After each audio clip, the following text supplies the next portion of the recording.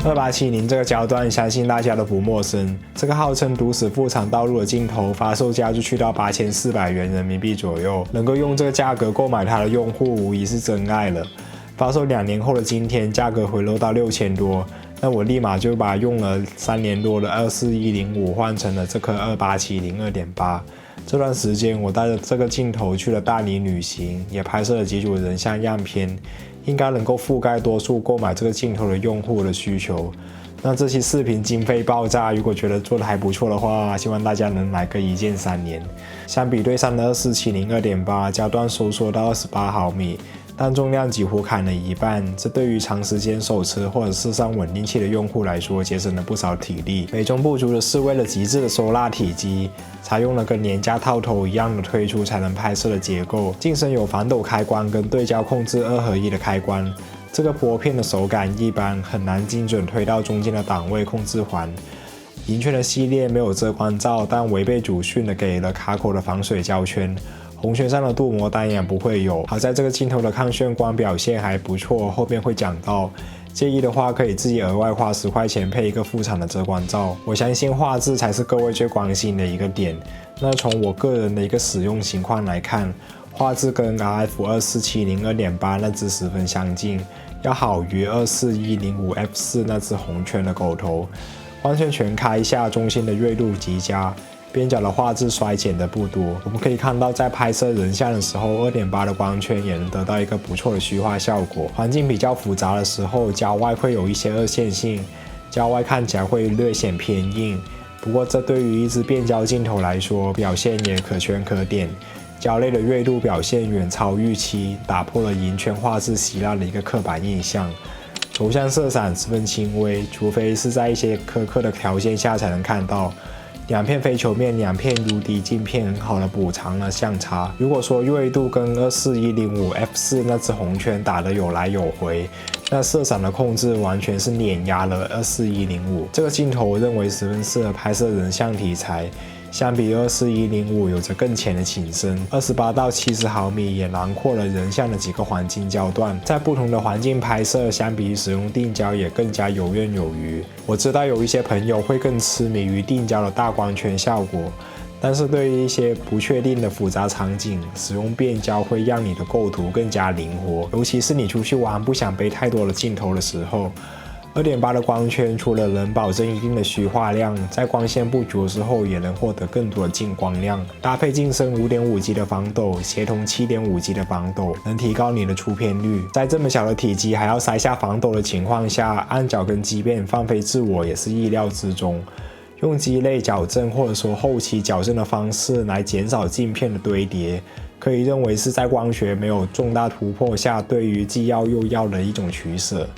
我们可以看到这个镜头实际的像长应该是要广个1-2毫米，即便后期矫正也会比 JPEG 支出广一些。在对焦方面，这个镜头没有上红圈的 USM 马达，银圈使用 STM 的一个铁律没有改变，区别于银圈定焦那种对焦会生出来的齿轮型 STM 镀金马达，2870采用的是导螺杆型 STM 马达。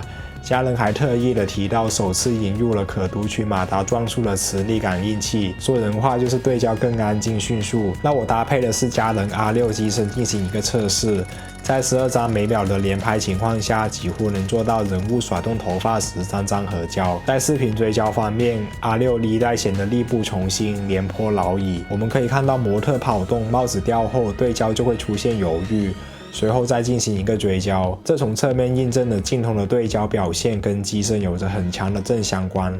在视频表现方面，用实拍的方式呈现，我觉得会更有说服力。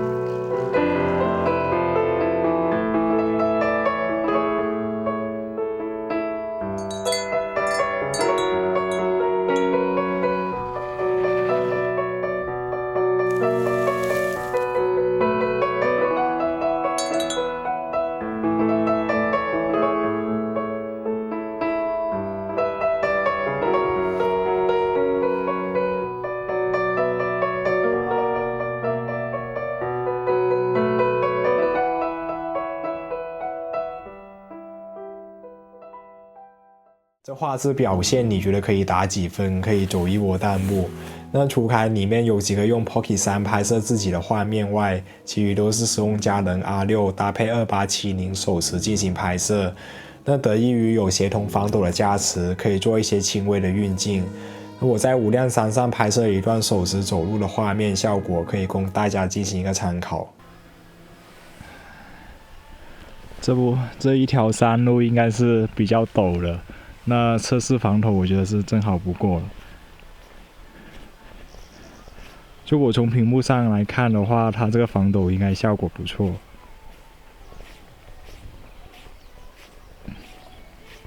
由于广角28毫米的起跳，在手持运镜的时候，边角不会有明显的拉击现象，在24毫米及以下的拉击现象会更加明显。这种边角抽动后期是很难修正，佳能用户懂的都懂。虽然佳能没有明确说使用哪种镀膜，但是抗眩光的表现比较出色，在冲光的画面下的对比度会有一定的保证，在某个角度下会出现这种眩光。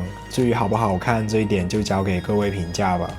在更苛刻的条件下，画面的雾化也没有非常影响拍摄，镜头的呼吸效应比较轻微，实拍下很难察觉得到。很明显，佳能要打造视频与照片双修的 Hybrid 银圈大三元。在我截稿前，佳能已经发布了1628 2.8、2870 2.8这两支，未来应该还会发布70-180 2.8。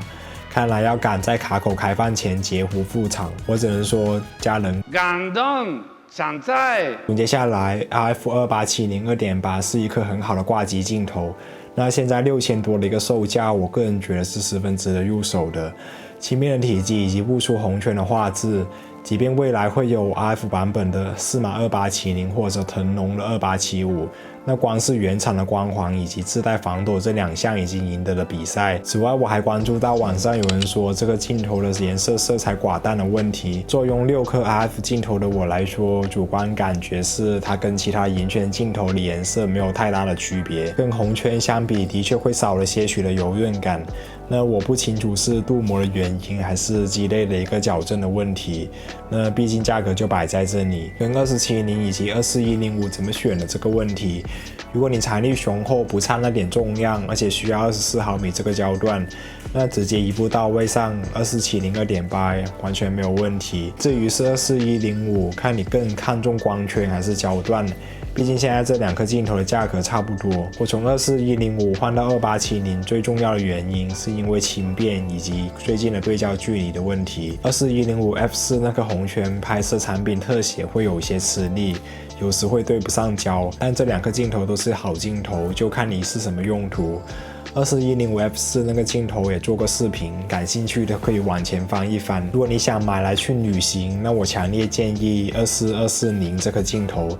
24105那点焦段其实真的也不太够。